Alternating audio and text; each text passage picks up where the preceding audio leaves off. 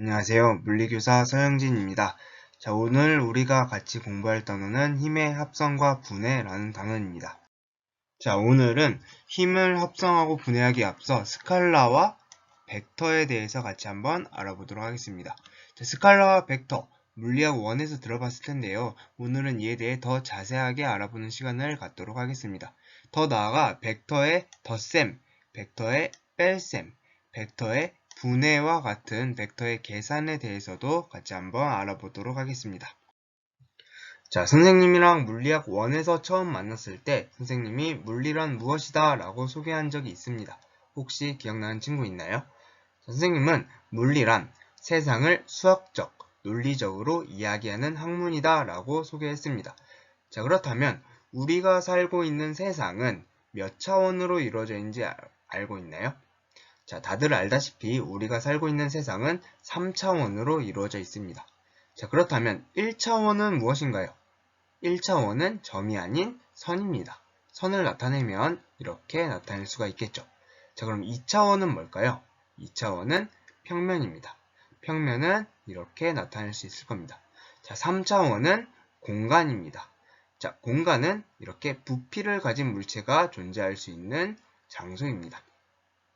자, 이렇게 1차원, 2차원, 3차원을 선, 평면, 공간을 나타낼 수 있는 좌표를 한번 그려보게 되면 1차원은 좌표 축이 하나밖에 없는 좌표 축을 나타내게 됩니다. 2차원은 저 좌표 축과 직교하는 좌표 축이 하나 더 생긴 이러한 좌표 평면을 나타내게 되죠. 3차원은 좌표 평면과 직교하는 축이 하나가 더 생기게 돼서 좌표 공간을 나타내게 됩니다. 자, 그렇다면 물리학 1에서 물체의 운동은 어떤 것들이 있었죠? 자, 첫 번째로 등속 직선 운동이 있었습니다. 등속 직선 운동은 속도가 일정한 운동으로 물체는 일정한 빠르기, 일정한 방향으로 계속 운동하게 됩니다. 자, 두 번째로 등 가속도 운동이 있습니다. 자, 등 가속도 운동이라고 하지만 물리학 1에서 가속도는 운동 방향과 같거나 아니면 운동 방향과 정반대 방향이었습니다. 즉, 물리학 1에서의 물체의 운동은 1차원 상에서 운동하는 1차원 역학이었습니다. 자, 1차원 역학에서는 방향에 대한 기술이 굉장히 편해져요. 자, 기존 방향을 오른쪽으로 잡았습니다. 그렇다면 기존 방향과 같은 방향으로 이렇게 달려가고 있는 사람은 우리는 플러스 방향으로 나아간다 라고 말을 할 수 있습니다. 반대로 기존 방향과 정반대 방향으로 달려가는 사람은 우리는 마이너스 방향으로 나아간다 라고 말을 할 수가 있습니다. 자, 이렇게 방향이 앞과 뒤밖에 없기 때문에 기존 방향으로는 플러스, 기존 방향과 반대는 마이너스라고 표시할 수가 있습니다. 자, 그런데 우리가 살고 있는 세상은 1차원이 아니죠. 그렇기 때문에 물리학 2에서는 몇 가지 운동이 더 추가가 됩니다. 첫 번째로 물체를 던졌을 때 물체가 높이 떴다가 다시 떨어지는 포물선 운동이 있고요. 자, 두 번째로는 천장에 매달린 추가 왕복 운동하는 진자 운동이 있습니다. 자, 그리고 세 번째로 태양 주변을 지구가 돌듯이 어떤 특정 물체가 일정한 빠르기로 원을 그리며 운동하는 등속 원운동이 있습니다. 자, 근데 이러한 운동들의 공통점은 1차원 상에서 운동하지가 않아요. 평면상에서 운동하죠. 자, 그렇기 때문에 물리학 2에서 물체의 운동은 2차원 역학입니다. 자, 2차원 역학으로 가는 순간 방향에 대한 기술이 굉장히 어려워집니다. 자, 이쪽 방향을 플러스로 잡는다고 하면 이쪽 방향은 마이너스로 잡을 수가 없어요. 맞죠? 이렇게 플러스와 마이너스 두 가지로 잡을 수가 없기 때문에 방향에 대한 기술이 반드시 필요하게 되고 우리는 오늘 그 방향을 기술하는 방법에 대해서 같이 알아보도록 하겠습니다. 자, 물리량은 방향을 가지냐 가지지 않느냐를 기준으로 두 가지로 나눌 수 있습니다. 자, 첫 번째 스칼라와 두 번째 벡터인데요. 자, 스칼라는 방향을 가지지 않고 크기만을 가지는 물리량이 됩니다. 자, 예를 들면 질량, 온도, 에너지 이런 게 있겠죠. 자, 그리고 벡터는 크기와 방향을 가진 물리량으로 힘, 운동량, 전기장, 자기장 등이 있습니다.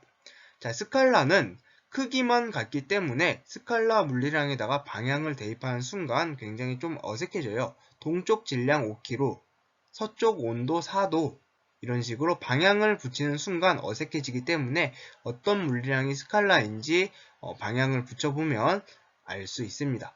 자, 그런데 스칼라의 계산은 굉장히 간단합니다. 스칼라는 크기만 같기 때문에 스칼라의 계산은 굉장히 간단해져요. 앞에 숫자만 가지고 계산하면 되는데요. 한번 예를 통해서 볼게요.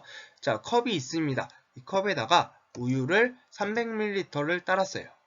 자, 그 다음에 그 동일한 컵에다가 물을 200ml 따랐습니다. 그럼 총 몇 ml죠? 네, 총 500ml가 되겠죠. 자, 이런 식으로 스칼라는 크기만 같기 때문에 단순히 더해주거나 빼주거나 이렇게 숫자를 계산하면 끝납니다. 그런데 벡터는 그렇게 단순하지가 않아요. 자, 예를 들어서 볼게요. 자, 어떤 물체가 있는데 힘을 10N, 10N씩 줄 겁니다. 자, 그런데 특정한 각도로 이렇게 벌어지면서 힘을 줬어요. 그럼 총 우리는 10N, 10N, 20N을 줬죠. 자, 그런데 물체에 한 일정한 방향으로 20N을 준 거랑 우리가 앞 상황이랑 이 둘은 같을까요? 아니죠. 이렇게 달라지게 됩니다. 그래서 벡터를 계산할 때는 특별한 방법이 필요하게 됩니다.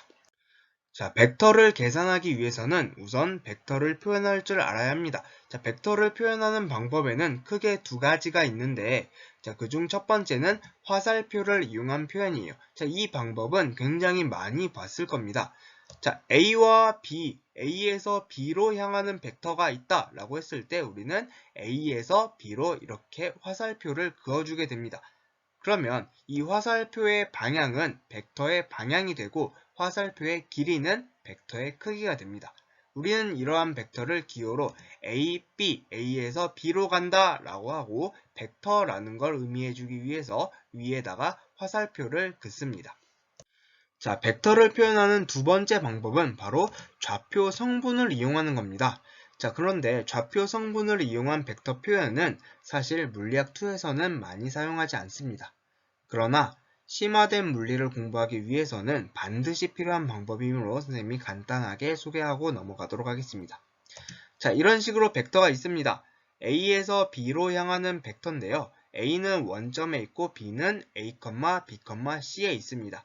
자, 이럴 때 벡터 AB를 표현하게 되면 이런 식으로 표현하게 됩니다. 간단하죠? AB 벡터는 X, A좌표, Y는 B좌표, Z는 C좌표로 향한다 라는 말이죠. 자, 혹은 AB 벡터는 A, X, hat. 자, 여기 조금 이상한 기호가 있는데 우리는 이것을 모자를 썼다 라고 해서 hat이라고 얘기합니다. AB 벡터는 A, X, hat 플러스 B, Y, hat 플러스 C, Z, hat 이라고 얘기합니다. 자, 여기서 어려운 기호가 나왔죠. 자, 얘는 다른 게 아니라 그냥 X 방향을 의미합니다. 즉, AX hat이라는 얘기는 X 방향으로 A만큼, BY hat은 Y 방향으로 B만큼, CZ hat은 Z 방향으로 C만큼 같다라는 이야기입니다. 어때요? 별로 어렵지 않죠? 자, 다음으로 벡터의 특징입니다. 첫 번째는 벡터의 크기인데요. 자, 벡터의 크기는 어떤 식으로 나타내면 될까요? 자, 벡터의 기호는 알파벳 위에 화살표를 그어서 표현한다고 했죠. 자, 그럼 그 벡터의 크기는 그 벡터의 기호에 이렇게 절대값을 붙여주게 되면 이제 방향은 없고 그 벡터의 크기만을 나타내게 됩니다. 자, 두 번째, 이번에는 크기는 알고 싶지 않아요. 이번에는 벡터의 방향만 나타내게 되려면 어떻게 해야 될까요? 우리 앞에서 봤듯이 벡터의 화살표를 빼고 이렇게 hat, 모자를 씌워주게 되면 벡터의 방향만 나타나는 기호가 됩니다. 자, 이렇게 AB hat이라는 애는 크기는 1이며 AB 벡터의 방향만을 나타낸다 라고 해서 얘를 다른 말로 우리는 단위 벡터라고 얘기하게 됩니다. 자, 예를 통해서 한번 적용을 시켜 볼게요. 자, A에서 B로 향하는 벡터가 있습니다. 0,0,0에서 A, B, C로 향하는 벡터가 있어요. 자, 이러한 AB 벡터는 이런 식으로 표현할 수 있겠죠. A, X hat, X hat이라는 거는 X 방향이다 라는 거죠. 그래서 A, X 방향으로 A만큼 떨어져 있다 라는 걸 의미하게 됩니다. B, Y hat도 마찬가지로 Y 방향으로 B만큼, C, Z hat, Z 방향으로 C만큼 떨어져 있다 라고 얘기할 수가 있겠죠. 자, 그러면 AB 벡터의 크기는 어떻게 구하면 될까요? 자, AB 벡터의 크기는 지금 직육면체의 대각선 길이가 되겠죠? 그럼 우리는 피타고라스를 사용해서 이런 식으로 구할 수가 있습니다. 자, 세 번째 벡터의 특징은 벡터는 평행 이동이 가능하며 크기와 방향이 같으면 같은 벡터이다 라는 겁니다. 자, 예를 들어서 볼게요. 자, A라는 벡터는 0,2에서 2,2를 향하는 벡터이고 B라는 벡터는 2,1에서 4,1을 향하는 벡터입니다.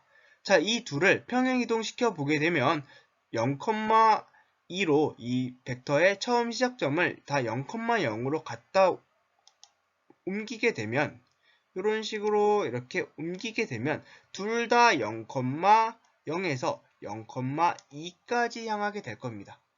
자, 그래서 이 벡터는 완전히 겹치므로 우리는 A 벡터와 B 벡터는 같다라고 얘기할 수가 있습니다. 자, 이제 벡터의 표현 방법과 벡터의 특징에 대해서 알아봤고 이제 실제 벡터를 한번 계산해 봅시다. 첫 번째로 우리가 벡터를 계산할 것은 벡터의 덧셈입니다. 벡터의 덧셈은 다른 말로 벡터의 합성이라고도 얘기를 해요.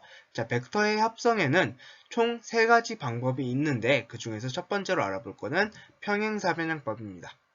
자, 우리 평행사변형법을 적용시키기 위해서 2가지 벡터를 가정할게요. 자, 첫 번째 벡터는 A 벡터, X방향으로 4만큼 향하는 벡터입니다. 두 번째 벡터는 B 벡터, X방향으로 1, Y방향으로 3만큼 향하는 벡터입니다. 자, 평행사변형법은 굉장히 간단해요. 자, 두 벡터의 시작점을 이런 식으로 일치시킵니다.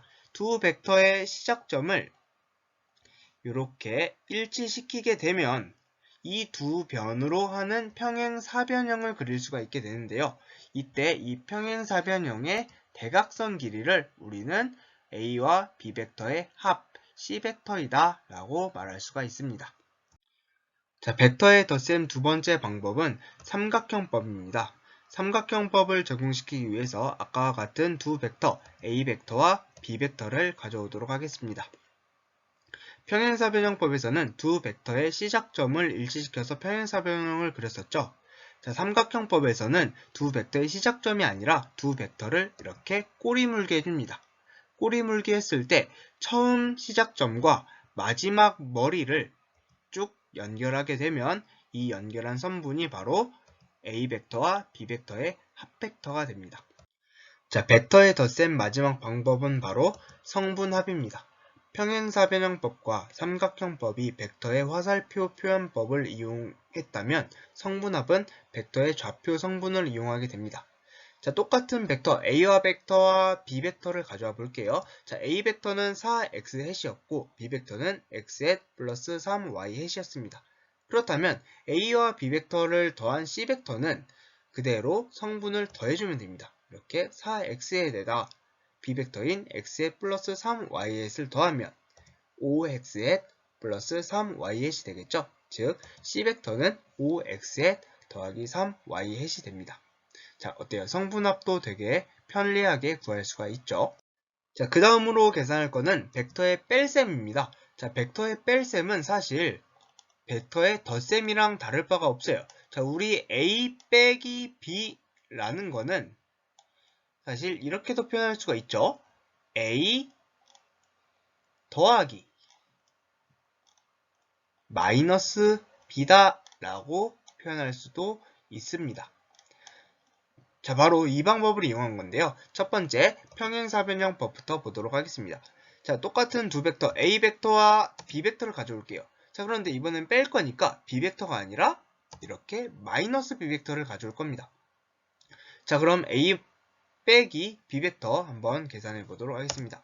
자, 이렇게 평행사변형법이니까 두 벡터의 시작점을 일치시킵니다. 그런 다음에 두 변을 각각 양변으로 한 평행사변형을 그려주고 마찬가지로 이때의 대각선 길이가 A 플러스 마이너스 B 벡터, 즉 A 마이너스 B 벡터가 됩니다. 자, 두 번째 삼각형법입니다. 삼각형법도 원리는 같습니다. A 빼기 B 벡터는 A 벡터와 마이너스 B 벡터를 더한 것이기 때문에 A 벡터와 마이너스 B 벡터의 머리와 꼬리, 처음과 끝부분을 연결해서 처음 시작하는 부분과 마지막 끝나는 벡터의 머리 부분을 연결하면 이제 A 빼기 B 벡터가 됩니다. 자, 그런데 삼각형법은 다른 방법으로 접근할 수도 있어요. 바로 평행사 변형을 응용하는 건데요. 자, 이렇게 A 벡터와 B 벡터가 있습니다. 자, 그런데 B 벡터가 아니라 마이너스 B 벡터죠. 마이너스 B 벡터는 어떻게 하면 될까요? B 벡터의 머리와 꼬리를 이렇게 바꿔주면 마이너스 B 벡터가 됩니다. 자, 이렇게 A 벡터와 B 벡터를 평행사 변형처럼 그리려고 딱 둔 다음에 B 벡터에다가 마이너스만 붙여주니까 자연스럽게 머리와 꼬리가 연결돼요. 그럼 이 벡터의 처음 시작점에서 마지막 끝나는 지점까지 연결하게 되면 이 벡터가 바로 A 빼기 B 벡터, 즉 C 벡터가 됩니다. 자, 세 번째 방법은 성분차입니다. 자, 성분차는 우리가 성분합에서 봤듯이 굉장히 간단합니다. 자, A라는 벡터가 4x, B라는 벡터가 x 플러스 3y 일 때 A 빼기 B 벡터는 4x 빼기 x 플러스 3y입니다. 이걸 계산하게 되면 3x 마이너스 3y이 되겠죠? 즉 C 벡터가 3x 마이너스 3y이다 라고 결론 짓게 됩니다. 자, 마지막 벡터의 계산은 벡터의 분해입니다. 자, 그런데 사실 벡터의 분해는 벡터의 합성의 역과정이기 때문에 벡터의 합성이 만족하면 벡터의 분해는 반드시 만족하게 됩니다. 자, 예를 들어서 볼게요. 자, C벡터가 있습니다. 이 C벡터를 A벡터와 두 벡터의 합이다 라고 생각을 해볼게요. A벡터와 B벡터의 합이면 평행사 변형을 통해서 만들어졌겠죠. 그럼 C벡터가 평행사 변형의 대각선이기만 하면 두 벡터로 나눌 수 있다라는 겁니다. 즉, 선생님이 이런 식으로 평행사 변형을 그렸어요. 그러면은 평행사 변형의 양변이 바로 C벡터를 두 개로 나눈 겁니다. 두 개로 나눈 A벡터와 B벡터가 되겠죠. 자, 물론 평행사 변형이 선생님과 다를 수도 있습니다. 더 뾰족할 수도 있고 더 완만할 수도 있습니다. 그 둘 다 상관없다라는 겁니다. 왜? 벡터의 합을 만족했기 때문에. 자, 그런데 이런 식으로 평행사 변형을 이용해서 아무렇게나 두 벡터로 나누는 것은 별 의미가 없어요. 추후에 계산할 때 전혀 도움이 되지 않습니다. 그러면 우리는 어떤 식으로 분해를 많이 하냐? 자, C벡터가 이렇게 5x 플러스 3y으로 주어졌을 때 우리는 x축과 y축 두 개의 직교하는 벡터로 성분 분해를 많이 합니다. 즉, 이런 식으로 x축과 y축을 그리고 x축으로 향하는 cx벡터와 y축으로 향하는 cy벡터 두 개의 합을 c벡터다 라고 이렇게 분해를 많이 합니다. 자, 그리고 x축과 c벡터의 사이 각도를 우리는 세타라고 정의합시다. 그렇다면 C벡터는 CX방향 벡터와 CY방향 벡터의 합으로 나타낼 수가 있겠죠. 그리고 CX방향 벡터는 5x이 될 거고 CY방향 벡터는 3y이 될 겁니다. 자, CX방향 벡터의 크기는 삼각함수를 이용해서 구할 수 있겠죠. 삼각비를 이용하면 CX방향 벡터의 크기는 C방향 벡터의 크기에 코사인 세타를 곱하면 되고 CY방향 벡터의 크기는 C방향 벡터의 사인 세타를 곱해주면 됩니다. 자, 마지막으로 C벡터의 크기는 CX방향 벡터의 크기의 제곱과 CY방향 벡터의 크기의 제곱을 루트 씌운, 즉 피타고라스를 이용하면 C벡터의 크기도 구할 수가 있겠죠. 자, 이것으로 벡터 계산을 마치고 다음 시간에는 벡터의 합성, 벡터의 분해를 이용해서 실제로 우리 일상생활에서의 힘의 합성과 힘의 분해에 적용해보는 시간을 갖도록 하겠습니다. 고생 많았습니다.